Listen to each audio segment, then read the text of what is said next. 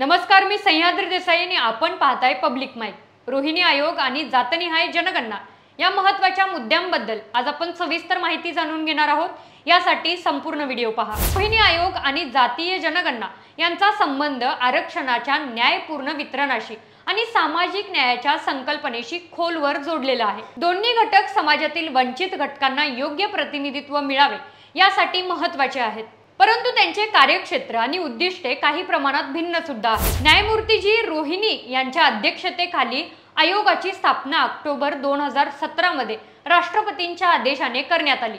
या आयोगाचे मुख्य उद्दिष्ट होते केंद्रीय ओबीसी म्हणजेच इतर मागासवर्गीय यादीतील उपवर्गीकरणाची तपासणी करणे हे होते। ओबीसी आरक्षणाचा लाभ समाजातील काही ठराविक घटकांना जास्त प्रमाणात मिळत आहे, तर अनेक अत्यंत मागासलेल्या ओबीसी जातींना त्याचा पुरेसा फायदा मिळत नाही।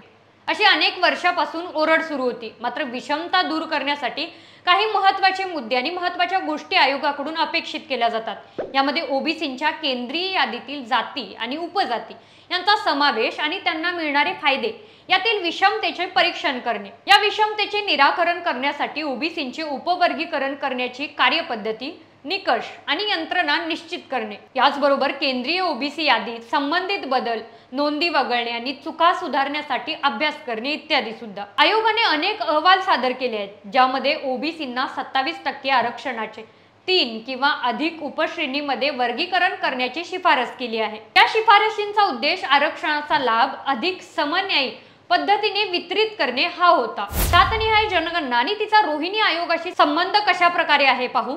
जातनिहाय जनगणना म्हणजे देशातील प्रत्येक व्यक्तीच्या जातीची नोंद करणे। स्वातंत्र्य मिळाल्यापासून मला वाटतं 1931 मध्ये शेवटची जातनिहाय जनगणना झाली होती। त्यानंतर अनुसूचित जाती एससी आणि अनुसूचित जमाती एसटी वगळता इतर कोणत्याही जातीची गणना आतापर्यंत काही झाली नाही। जातीय जनगणनेची मागणी मुख्यतः काही महत्त्वाच्या मुद्द्यांसाठी केली जात होती, म्हणजे महत्त्वाच्या कारणांसाठी केली जात होती।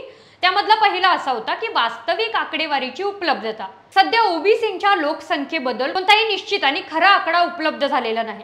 मंडल आयोगाने 1931 च्या जनगणनेच्या आधारे ओबीसींची लोकसंख्या 52% असल्याचा अंदाज वर्तवला होता। जातीय जनगणना झाल्यास ओबीसींची खरी लोकसंख्या आणि विविध उपगटांची स्थिती स्पष्ट होईल।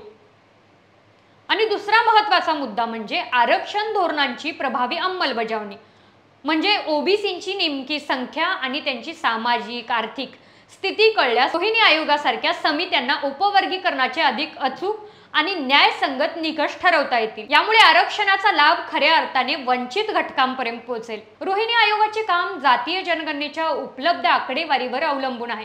जर जातीय जनगणना झाली तर आयोगाला ओबीसी मधील विविध जातीच्या संख्येची आणि त्यांच्या मागासलेपणाच्या पातळीची अधिक स्पष्ट कल्पना येईल। यामुळे उपवर्गीकरण अधिक वैज्ञानिक आणि वस्तुनिष्ठ पद्धतीने करणे शक्य होईल। सध्या आयोगाला जुन्या किंवा अंदाजित आकडेवारीवर अवलंबून राहावे लागत आहे, ज्यामुळे त्यांच्या शिफारसींची अंमलबजावणी आव्हानात्मक बनू शकते। आता मात्र रोहिणी आयोगाची टांगती तलवार आहे, ती कशी पाहूयात। सद्यस्थिती आणि रोहिणी आयोगासमोरची आणि जनगणनेसमोरची काही आव्हाने आहेत। रोहिणी आयोगाला अनेकदा मुदतवाढ देण्यात आलेली आहे आणि जी अजूनही त्यांच्या अंतिम अहवाल सादरापर्यंत झालेला नाही। यामध्ये अनेक कारणं आहेत, ज्यांना टांगती तलवार असं म्हणून सध्या संबोधलं जातं। त्यामध्ये महत्त्वाचे म्हणजे राजकीय संवेदनशीलता। ओबीसींच्या उपवर्गीकरणाचा मुद्दा अत्यंत राजकीय दृष्ट्या संवेदनशील आहे। आरक्षणाच्या फेरवितरणामुळे काही शक्तिशाली ओबीसी जातींना आपला वाटा कमी होण्याची भीती वाटते, तर काही जातींना, वंचित जातींना आपला हक्क मिळेल अशी आशा आहे। यामुळे कोणताही निर्णय घेताना सरकारवर प्रचंड राजकीय दबाव येतो। यामध्ये आकडेवारीचा सुद्धा अभाव आहे, ज्यामध्ये आयोगाला विश्वासार्ह आणि सध्याची आकडेवारी कमतरता जाणवत आहे। 1931 नंतर जातीय जनगणना झाली नसल्यामुळे आयोगाला सध्याच्या सामाजिक आर्थिक स्थितींचा अचूक अंदाज बांधणे फार कठीण होत आहे। हा जातीय जनगणनेचा मुद्दा पुन्हा एकदा महत्त्वाचा ठरतो आणि या जातीय जनगणनेमध्ये खूप गुंतागुंतीचे कार्य आहे। अर्थात ओबीसी यादीमध्ये हजारो जाती आणि उपजाती आहेत, ज्यांचे सामाजिक, आर्थिक आणि शैक्षणिक मागासलेपण मोजणे आणि त्यानुसार उपवर्गीकरण करणे हे एक अत्यंत गुंतागुंतीचे आणि मोठे काम आहे। यासाठी विस्तृत संशोधन, सर्वेक्षण, डेटा विश्लेषण अत्यंत आवश्यक आहे। मात्र यामध्ये सहमती कोणाचीच होत नाही, सहमतीचा अभाव पडतो।